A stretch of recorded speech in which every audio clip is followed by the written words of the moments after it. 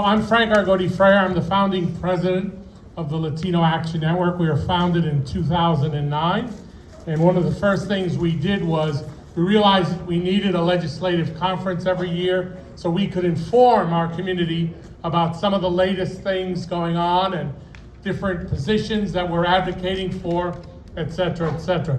So I have been asked to, with a great honor I feel about it, to introduce our Senator Andy Kim. A couple of quick things about Senator Kim.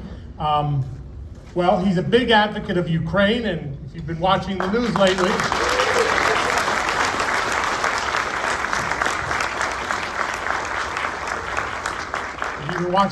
lately, you know that Ukraine needs a friend in the U.S. Senate. I would say that the thing most impresses me about him was the way he challenged the political machines in New Jersey, and the way that candidates were put on the ballot. And of course, he emerged from that Senate race, so really impressive to show how he can stand up for folks. He's the first Korean American, I believe, is that right? Elected to the U.S. Senate.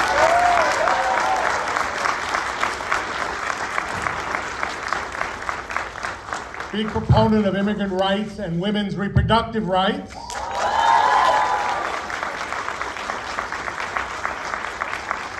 I had the good fortune to be in his district when he was elected. Met him a few years ago with, now this is going to date me, but do all of you know Bowser from Sha-Na-Na?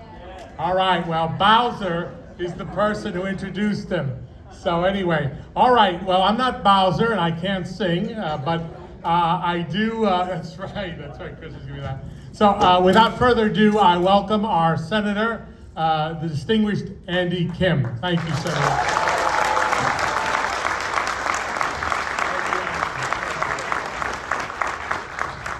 I appreciate that. Thank you so much for the extensive intro. I thought he was gonna announce what my GPA was when I was younger, what my SAT scores were. But look, thank you so much, and I know I'm standing between you and a very important and informative discussion with a lot of the gubernatorial candidates. But I just wanted to be able to take a little time to just share with you some of what has been transpiring down at the U.S. Capitol, as well as just how I'm seeing it and what I think is going to be the impact to New Jersey. And I just want to start actually just a little personally. I want you to I was going to pass along to you. If I seem a little tired, it's because I had a 7-year-old up all night with a fever, all sorts of issues that he's facing.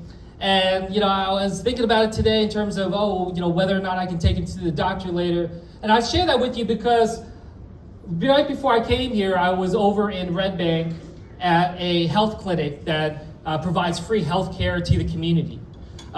These kind of institutions, alongside our federally qualified healthcare centers and others, they play such a critical role to be able to make sure that everybody, my son, you, your kids, grandkids, others, get the kind of care that they need. And as a parent, there's nothing you want more in life than to know that you have someone you can turn to when you have concerns about healthcare, when you're worried about whether or not this is serious or not, and about making sure you have that care. So when I'm at these FQHCs and other health centers, and they're telling me about how right after November 5th, they're seeing a precipitous drop in terms of the people that are showing up to be able to get the care, people within our community here in New Jersey that are worried about showing up to a health center, wondering whether or not that's going to be a safe place for them. Wonder whether or not, if they go to their doctor's appointment, whether or not ICE or someone else would show up, detain them. What would happen to their kids? Who's going to look after them? About families worried about showing up at school and wondering whether or not that's going to be a safe place. I just share that with you because I know a lot of you know this as well, if not better than I do, in terms of just how people are feeling. And it's important for me, especially when I'm back here in New Jersey from the intense schedule that we have at the Capitol, to really be able to engage. And that's why it is I wanted to show up today. Because right now, here in this state of 9.5 million people, we have families that are in hiding, families that feel unsafe doing daily functions that are necessary and important. And not only that, like we see right now, not only was I there to hear about that, but I'm also there at these health centers across the state to hear about just the potential dangers that we face with a gutting of Medicaid in this country, a gutting of healthcare in this country, a gutting of the resources that are being able to be there to be able to provide to those that need it most. And I say that as a son of a polio survivor. My father had disabilities his whole life. Concerns that we've seen in terms of just the struggles that he had. And my father always told me something that just stuck with him. He said he always found it absolutely ridiculous that in America, healthcare was seen as sort of a perk to having a job, because for him, he needed to be able to help manage his own disability and his healthcare before he could get an education, before he could get a job. And we're just thinking about it backwards here, and we see right now a real and present danger when it comes to healthcare, when it comes to $880 billion in cuts that will transform and realign healthcare in this country. And by that I mean it's going to take it away from millions of Americans. Whether that's the gutting of ACA subsidies, millions going to be back uninsured, 70 million people plus in this country that rely upon Medicaid, and these are people that are not, what I hate is just how much they're being demonized, as if they're lazy, as if they don't want to work, as if they're the ones that are sucking resources away from the rest of Americans. I really do believe that we need to make sure that we're showing that we're standing up for each other, that we recognize the fundamental basis of what our country and society should be about. And that's something that I wanted to share with you. And so when you look at these challenges that we're facing right now, there's a question then about, well, what is it for?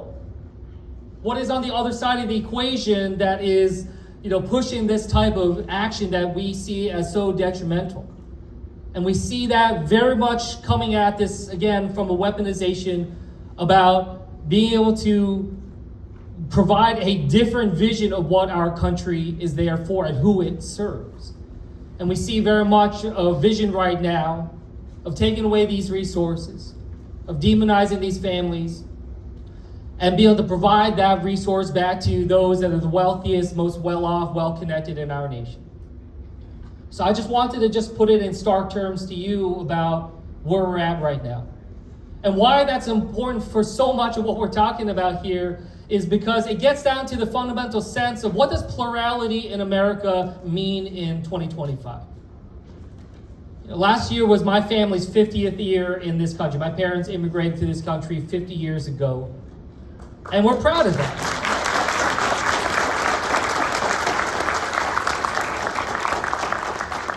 My parents were born during the Korean War. They were born into war.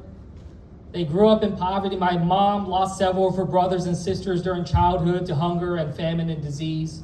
As mentioned, my father born with a disability. My father was he was actually abandoned by his parents, we suspect because of his disability, left to be raised in all sorts of circumstances, was even homeless for a chunk of his childhood, begging for food and money on the streets. And 50 years ago, America took a chance on them, brought them in, and gave them an education. And we saw how that allowed them to be able to thrive, have opportunities. My father, who I told you has disabilities, was homeless for part of his childhood, ended up getting a PhD in genetics here in America. Yeah.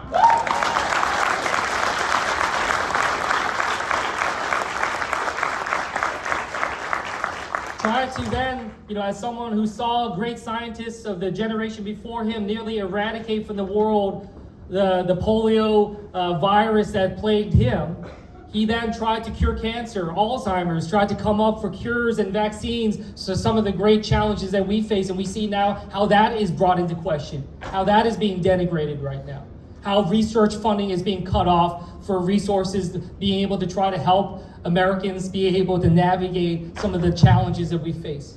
My mother, somebody who grew up in poverty, ended up getting a nursing degree, served in the hospital systems in New Jersey as a nurse, looking out for people.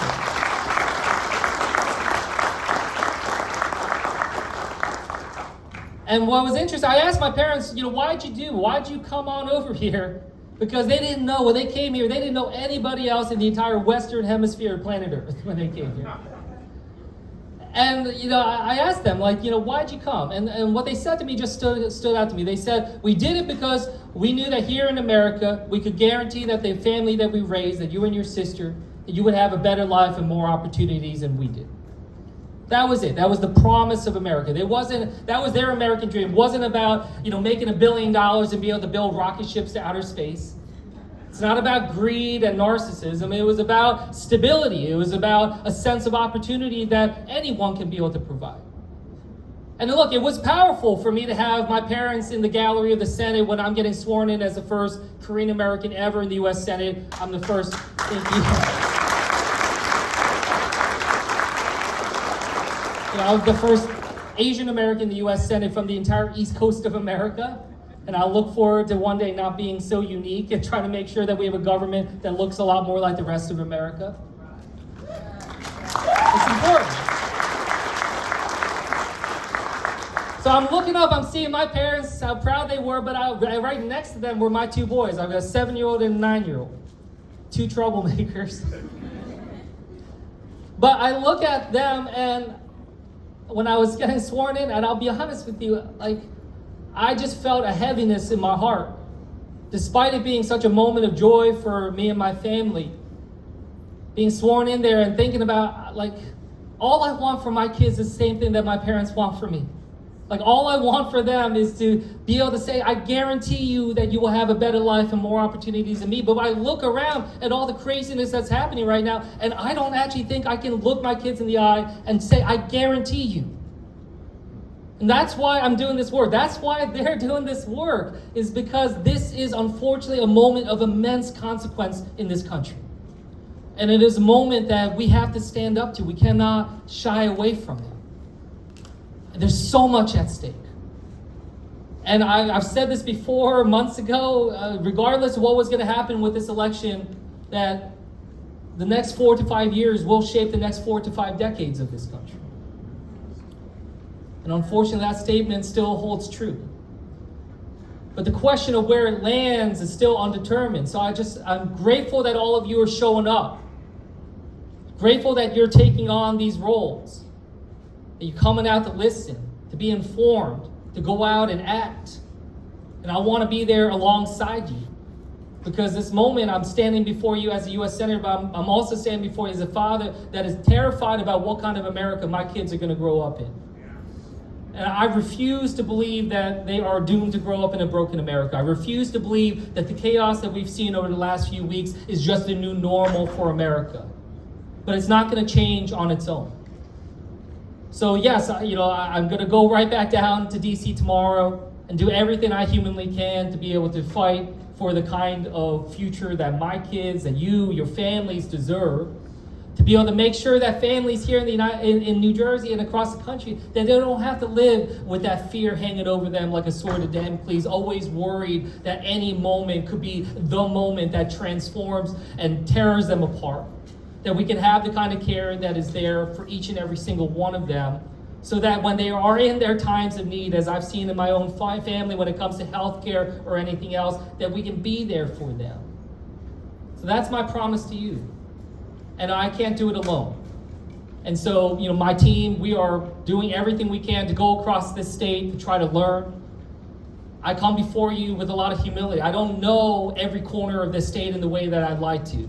Stepping up now, just 80 days into this new job. I need your help to understand what it is that people are feeling. To be able to bring those stories back to DC, make the strongest argument I can to be able to fight against some of these damages that we see on the horizon. And then work with you to deal with the realities, however they fall, however the chips fall, to work with you to try to navigate this as best as we can. So that's my promise to you. For as long as I do this job, that I will serve as much as I can with that sense of service, purposefulness, and humility to try to make sure that we step up through these difficult times and we never lose ourselves into politics. This isn't about the title, and I'm sure that all 4 of them will say the same. It's not about the title, it's about the impact that we can try to make. Because what good is this job if we if we give up our morals and give up our compass and give up our beliefs to be able to attain it. Right now, more than ever, we need that sense of courage, not just from people in politics, but for all of us. So thank you for showing up, and I look forward to working with you to try to build the kind of America for our kids and our grandkids.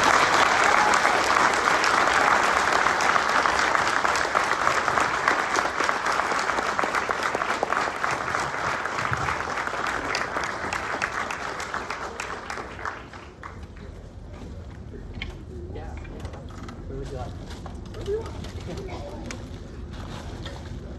I think we have just like a backdrop of gubernatorial candidates.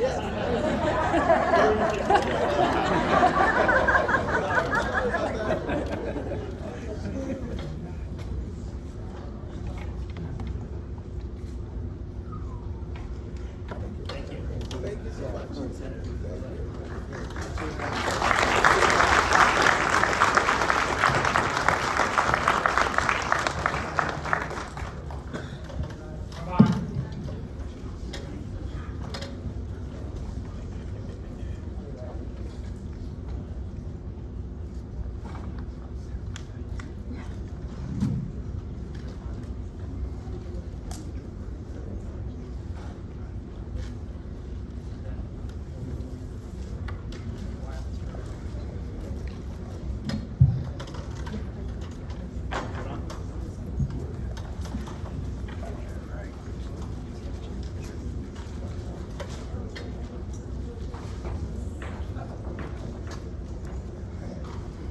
You guys hear me okay?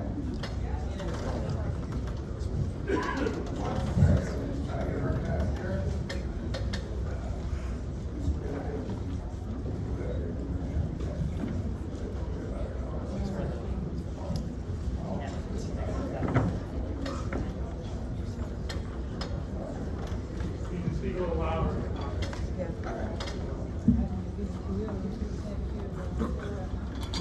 We got the Puerto Rican setup here, so